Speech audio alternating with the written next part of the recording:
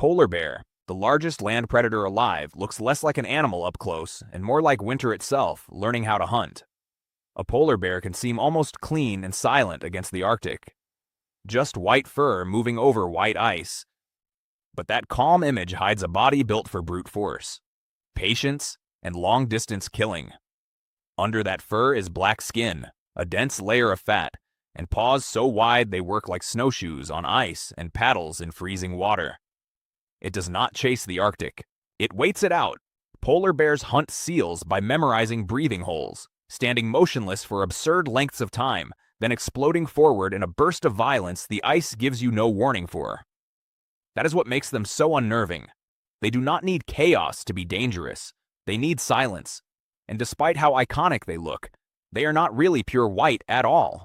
Their fur is transparent, turning them into a ghost only because the world around them is already pale and empty. Watching one cross a frozen horizon feels less like seeing a bear and more like seeing the top predator of an entire climate. Brown bear. If the polar bear feels like cold precision, the brown bear feels like raw impact. This is the bear most people think they understand until they see how many forms it can take. From huge coastal giants swollen on salmon to inland bears leaner, meaner, and built for harder country. A brown bear carries its power differently. There's a heavy shoulder hump of muscle above the front legs, turning it into a digging machine, a wrestling machine, and, when it needs to be, a sledgehammer with teeth. It can tear open earth, flip rocks, rip into carcasses, sprint with shocking speed, and still spend hours quietly feeding on berries as if that same body was never meant for violence at all. That contrast is the whole animal. Brown bears are not locked into one role. They are omnivores with the attitude of apex predators, switching from patient scavenger to terrifying aggressor in seconds. And the strangest part is that intelligence sits behind all that mass. They remember food sources, read threats quickly, and often decide whether a situation becomes peaceful or catastrophic before a human even realizes the distance is closing. A brown bear does not look engineered. It looks ancient, improvised, and somehow even more dangerous because of it. Giant panda. A giant panda looks like the softest bear on earth until you remember it is still a bear with the bite force to crush through one of the toughest plants in its world all day long. Everything about it seems contradictory. The face is round, the coloring almost toy-like, the movement often awkward. Yet underneath that gentle image is a dense, powerful animal built to process an endless mountain of bamboo. Most bears became flexible opportunists, ready to eat almost anything. But the panda went in the opposite direction and trapped itself inside a strange evolutionary bargain. It survives on food that is everywhere in its habitat, but gives almost nothing back, which means it has to spend huge parts of its life eating, chewing, and eating again just to stay alive. That alone makes it bizarre. This is a bear that chose abundance over efficiency and turned its entire existence into a slow, stubborn grind. Even its famous thumb is not really a thumb at all, but an enlarged wrist bone that acts like a crude extra finger, just enough to grip stalk after stalk. So while it looks peaceful on screen, the giant panda is really a specialist surviving through repetition, force, and biological compromise. It is less a cuddly symbol than a black and white machine built around the exhausting act of turning wood-like grass into life. Sloth bear. The sloth bear does not move like the heavy, grounded bears people expect. It lurches, swings, snorts, and sometimes looks almost half feral, as if it was assembled from a bear and something stranger that never fully settled into shape. Shaggy fur hangs loose over its body, its muzzle is long and mobile, and its front claws are so curved and oversized that they look made for tearing into walls. In a way, they are. Sloth bears specialize in ripping open termite mounds and insect nests, then vacuuming up the contents with such force that the sound can carry from surprisingly far away.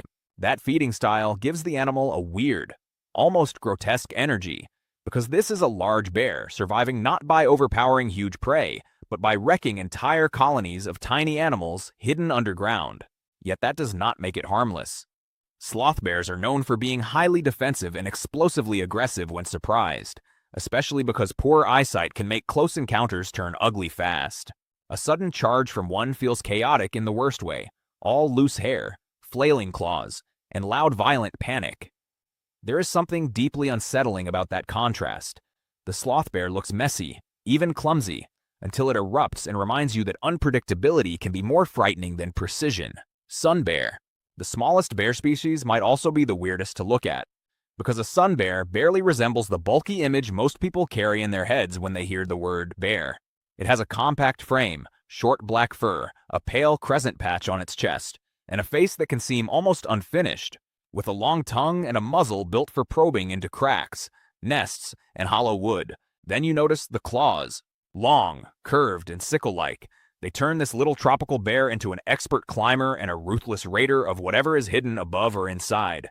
Sun bears tear into beehives, rip open rotten trunks, steal fruit, raid insects, and move through forests with the restless energy of something always searching for the next opening. That is what makes them memorable. They are not lumbering forest tanks. They are agile, sharp, and strangely elastic, like bears stripped down into a hotter, faster, more secretive form. Their tongues can stretch absurdly far, which sounds almost cartoonish until you picture one extracting honey or insects from deep inside a nest with surgical patience. In dense rainforest, a sun bear can feel less like a familiar mammal and more like a dark, climbing shape with claws, teeth, and a glowing mark on its chest. It is a bear reduced in size, but not in strangeness. American black bear. The most dangerous thing about an American black bear is how ordinary it can seem right before it stops feeling ordinary at all. It is usually smaller than the great northern bears people imagine, with a lighter frame, a narrower face, and a body built less for domination than for adaptability. But that flexibility is exactly what made it one of the most successful bears in North America. An American black bear can vanish into deep forest, climb a tree with shocking ease, raid a campsite, cross a road at night, and live closer to people than most viewers realize without ever being seen. That closeness changes the whole animal. It is not terrifying because it rules some distant wilderness. It is unsettling because it has learned how to exist at the edge of human space, quiet enough to remain mostly invisible until food, fear, or a bad decision suddenly brings it into view. And despite the name, it is not always black. Some are brown, cinnamon, or even pale blonde, which makes the species feel even more slippery, like something simple that keeps refusing to stay simple. An American black bear is not the most monstrous bear. It is the one that proves you do not need to be the biggest predator in the woods to become part of the landscape in a way people never fully control. Asiatic black bear. The pale crescent on the chest of the Asiatic black bear almost makes it look marked by hand, as if the forest wanted to leave a symbol on something already half hidden in shadow. Compared with the American black bear, this species often feels more volatile, with a stockier upper body, strong climbing ability, and a reputation in parts of Asia that leans more toward confrontation than avoidance. It moves through forests, mountains, and thick woodland with the kind of confidence that comes from being able to feed in trees, on the ground, and wherever opportunity opens up. That versatility matters because the Asiatic black bear lives in places where it may cross paths with people, crops, livestock, and shrinking habitat all at once. The result is a bear that can become far more dangerous than its appearance first suggests. It does not have the icy grandeur of a polar bear or the sheer mass of a giant brown bear, but it carries a nervous intensity that feels different, sharper, less predictable. Then there is the contrast that makes it memorable. A chest mark shaped almost like a moon, a body built for climbing, and behind it a temperament that can turn a dark hillside or a silent forest path into the wrong place to be. The Asiatic black bear feels like a reminder that danger does not always arrive in the biggest form. Sometimes it arrives as a dark shape above you in the trees. Spectacled bear. The only bear in South America looks less like a brute and more like a secret. Pale markings around the eyes can make a spectacled bear appear thoughtful, almost gentle, but that face belongs to an animal shaped by cloud forests, steep slopes, and one of the strangest lives in the entire bear family. It is a powerful climber, unusually comfortable in the trees for a bear, and can build feeding platforms high above the ground where it sits surrounded by broken branches and fruit like a hidden giant in the canopy. That image alone makes it feel different from the others. While many bears are remembered for force, pursuit, or threat, the spectacled bear is memorable for mystery, because so much of its life happens in dense mountain forest where it is heard more often than clearly seen. It feeds heavily on plants, fruit, and cactus, which gives it a calmer reputation, but it still carries the mass, claws, and quiet authority that make every bear feel like something older than the forest around it. And the face never quite stops being strange. Those pale rings are unique from one individual to the next, almost like natural masks, turning each animal into something instantly recognizable and yet still ghostly. A spectacled bear does not end the story with the most violence. It ends it with the strongest final image, a dark bear in the mist, marked around the eyes, half hidden in the mountains as if the continent kept one last bear and made it feel like folklore.